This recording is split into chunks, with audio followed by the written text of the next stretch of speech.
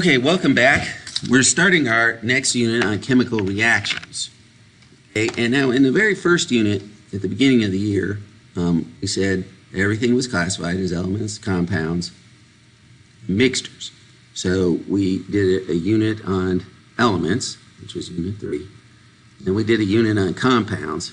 This is kind of a continuation of the unit on compounds. In the last unit, we talked about the different kinds of compounds, but we didn't really say how they form or what happens in that process. In the first unit, we also said that we did some physical and chemical properties. We talked about those things, and we said a property was something that a physical property was something we could sense with our 5 senses or measure. So things like color, texture, things that are really adjectives. And a physical change is when one or more of those physical properties change. So like if we cut something in half, but it doesn't change the identity. So if you tear a piece of paper in half, you just have 2 pieces of paper, but you still have paper. And then we said chemical properties describe how a substance will react or change into a new substance. And there's always a change of identity when there's a chemical reaction. So a chemical change is when that's actually happening. And things like cooking and digesting are always chemical changes. So we're going to kind of come back to that right now, and we're going to look at chemical change as a change of one or more substances into, and the key word is a new substance. So you take the piece of paper and you tear it in 2. That's a physical change because you still have paper. But if you throw the paper in the fire and burn it, then it changes identity. You have ashes and smoke and some other byproducts of the combustion. Now, when there's a chemical reaction, there's this stuff that goes in, and that's the reactants. Those are the things that we start off with that are going to react. So, they're going to react stuff, and they're called reactants. And it's the substances that combine or change. And in a chemical equation, they're the stuff on the left side of the arrow. So just like in a mathematical equation, we start off with the stuff on the left side of the equal sign. In science, we start off on the left side of the arrow. Products are the new substances that are produced, and they're on the right side of the equation, or right of the arrow. Now, we already kind of touched on this earlier in the year, but we're going to come back and review it.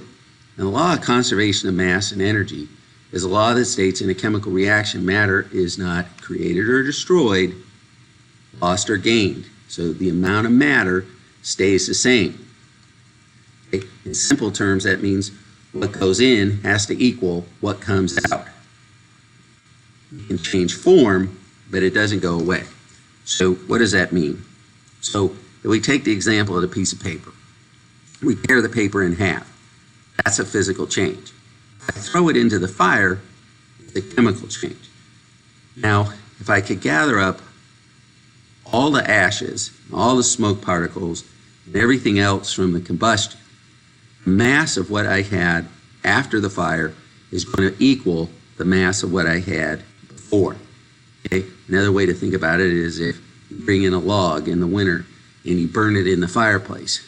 If you could collect all the ashes and all the smoke particles, and usually there's water vapor that, steam that gets released from the log, but everything that was released during the burning, and you found the mass of the products, what was left over, the ashes and the smoke particles and everything else.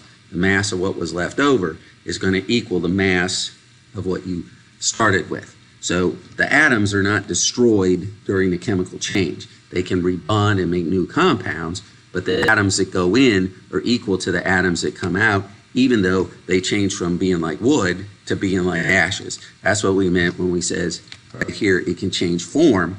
Okay, it doesn't look like wood anymore. Okay, now it's ashes, and it's clearly a new substance. The ashes are not at all like the wood was, but the mass of the atoms, the mass of all the things that went in equals what came out. Chemical equation is a combination of chemical formulas and symbols to describe a chemical reaction. Okay, so we're going to take a look at this one over here. And we have Fe, which is iron, plus O2, which is oxygen, and it says it equals FeO3. So we know from the last unit that this is iron oxide, because this is an ionic compound. It's a metal and a nonmetal. So we take the name of the first element, ID on the end of the second one, it's iron oxide. Well, iron oxide is just a fancy word for rust. So what this is saying is iron plus the oxygen that's around it makes rust. This arrow right here means yields, forms, produces. Okay. Now, the stuff that's on the left side of the equation, the left side of the arrow, these are the reactants. So we're basically saying iron is going to react with oxygen, and it's going to make the product, or it's going to produce or yield this iron oxide. These little small letters, sometimes they indicate the state of matter that the stuff is in.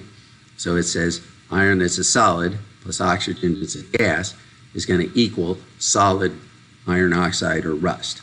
Okay? So that's what happens when something is outside and it's rusting.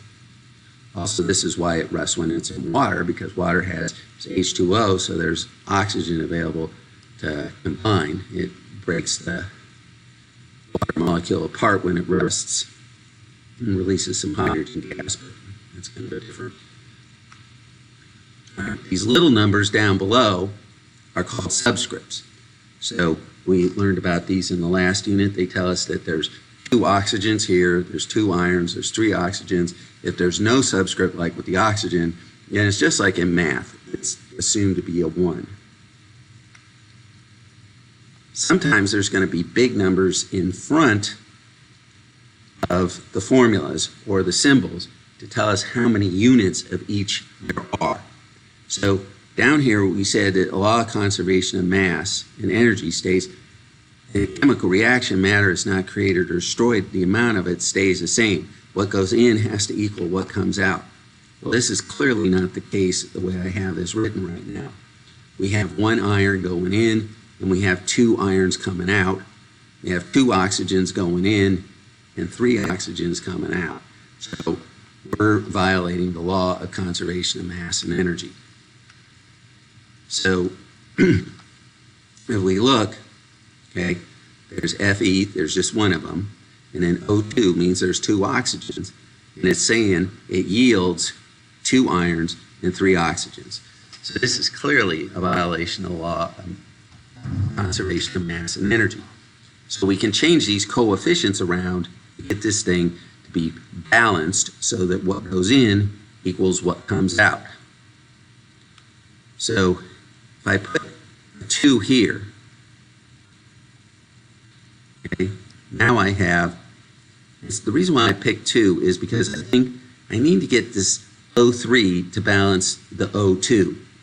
Now, if the oxygen comes in groups of 3, and this other oxygen comes in groups of 2, then 6 would be a common denominator between the 2 of them. So I'm going to start off by putting a 2 coefficient in front of this whole formula. Now, when I do that, it doubles everything in the formula, because it's saying there's 2 of this whole compound. There's 2 Fe2O3s. So that means there's 4 irons and 6 oxygens. I haven't done anything to this side yet, so there's still only 1 iron and 2 oxygens. But I put a 3 coefficient in front of oxygen. 3 times 2 is going to be 6 oxygens. Okay? So now the oxygen going in, there's 6 oxygen going in, and there's 6 oxygens coming out. So I fixed that problem with the law of conservation. I see, though, that there's only 1 iron going in and there's 4 irons coming out.